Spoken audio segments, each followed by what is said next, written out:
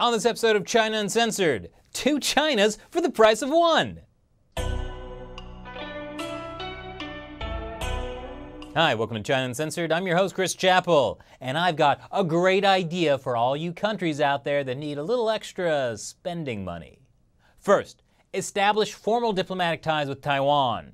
This will anger mainland China. Then, establish ties with mainland China and agree to break off ties with Taiwan in exchange for millions of dollars. That would never work, you say. Well, just ask Panama. A big win for China and a major blow to Taiwan. Beijing on Tuesday welcoming formal ties with Panama after the Central American nation ditched relations with Taipei, saying it now only recognizes one China and Taiwan is part of it. For those of you who need some background, once upon a time, that time being 1912, there was a country called the Republic of China that was in mainland China. But then, in 1949, the Chinese Communist Party seized control of mainland China and created the People's Republic of China. So the Republic of China government fled to the island of Taiwan, creating 2 Chinas. Ultimately, the 2 sides came to an agreement called the One China policy. That's where both sides agree there's only one China, they just also avoid saying which one is the one China. Which is all very normal and makes total sense. It's almost like each China exists in its own separate reality where they are the only China. And then they made the rest of the countries in the world choose which reality they wanted to live in. Confusing, but it could be worse. There could be 52 Chinas. But lately, the One China policy hasn't been working out too well for Taiwan. Sure, at first, most countries chose the Taiwan reality. But then in 1971, the United Nations formally recognized the Communist Party's People's Republic of China instead of Taiwan. And ever since, more and more countries have been following suit. Panama was one of Taiwan's oldest allies. It recognized the Republic of China since 1912, basically from its founding. But now Panama has found a shiny new ally. It's kind of like how in middle school you suddenly decided that instead of hanging out with Chris C., your best friend since preschool, you were going to hang out with that jerk Chris R. just because he had a Nintendo 64. Whatever.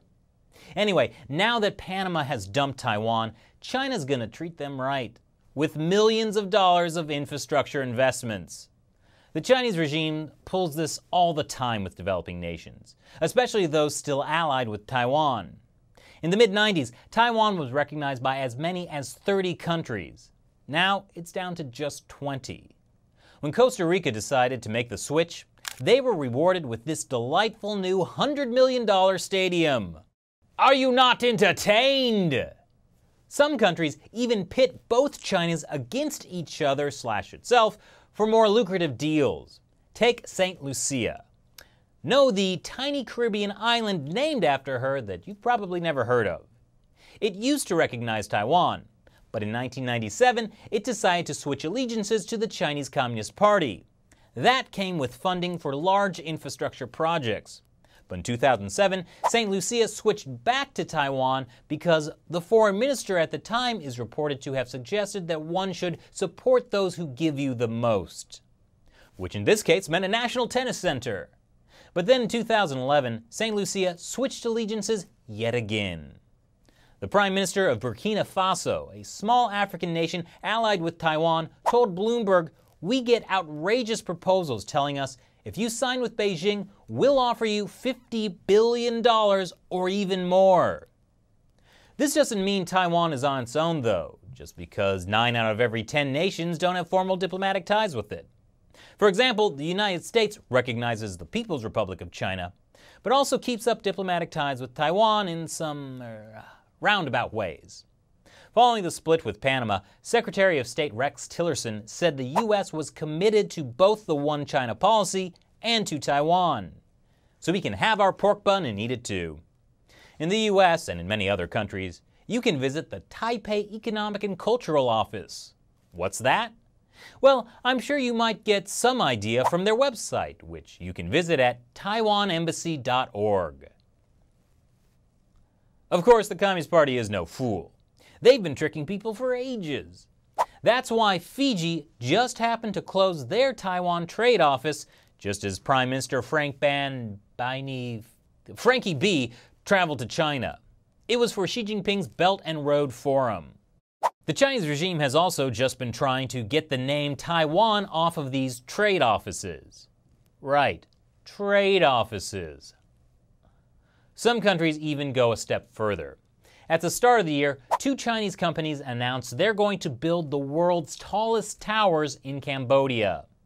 A month later, the Cambodian Prime Minister decided to ban Tibetan and Taiwanese flags out of, respect for China's sovereignty.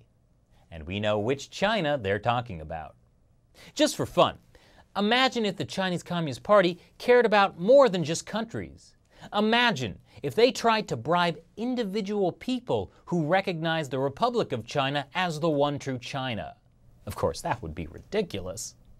So what do you think of Panama breaking off ties with Taiwan and the Chinese regime trying to bribe other countries to do the same? Leave your comments below. Once again, I'm your host, Chris Chappell. See you next time. You know, Shelley, I cannot believe the lengths the Chinese regime will go to stop Taiwan. Hello? Ambassador Sui. Would I be interested in China sponsoring a new multi-million-dollar studio?